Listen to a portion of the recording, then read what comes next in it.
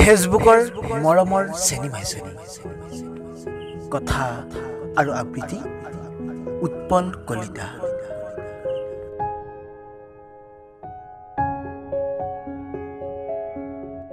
ঐ চেনিমাই, ভালে আছেনে তই?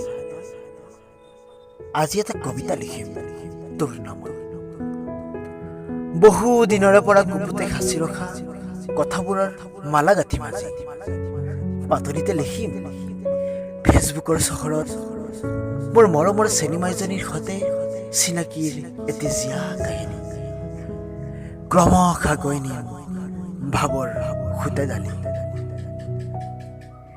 যেনেদৰে আগবাঢ়ি গৈছিল আমাৰ মাজৰ চিনাকি, নেপথ্য তাকিম তোমাৰেই ছবি আৰু লিখিম মেছেঞ্জাৰত বিনিময় কৰা সৰু সৰু হাঁহি উঠা কথাবোৰ, যিবোৰে কঢ়িয়াই আনিছিল আমাৰ মাজৰ চিনাকিৰ এজাক বৰষুণ।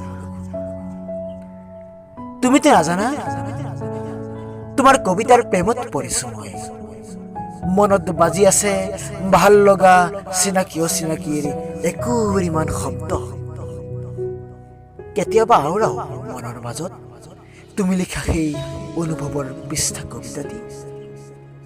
কাৰণ কিয় জানা চেনিমাই, সেউজীয়া হ'ব বিচাৰো, নীলাও হ'ব বিচাৰো, আকাশৰ সীমনাত বিলীন হৈ পাহাৰত হেৰাই যাব বিচাৰো মই।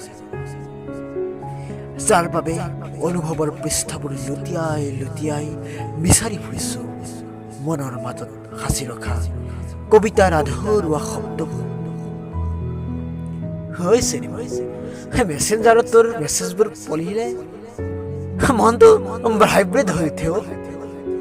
ডিলিট কৰিব নোৱাৰো স্মৃতিবোৰ, বাৰে বাৰে মনলৈ আহে নটিফিকেশ্যন অহাৰ দৰে।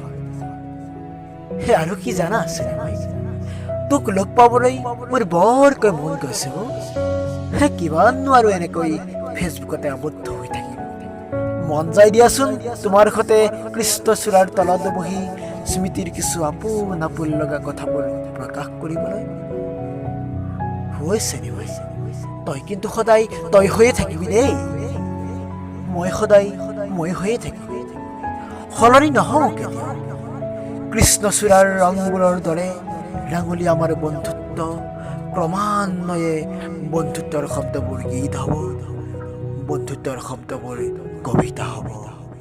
তোৰ শব্দবোৰ মোৰ শব্দৰ লগত মিলি যাব আৰু আগবাঢ়ি গৈ থাকিব আমাৰ মাজৰ মধুৰ সম্পৰ্কবোৰ। অতীতৰ পৰা বৰ্তমানলৈ, বৰ্তমানৰ পৰা ভৱিষ্যতলৈ, কল্পনাৰ পৰা বাস্তৱলৈ। ধন্যবাদ।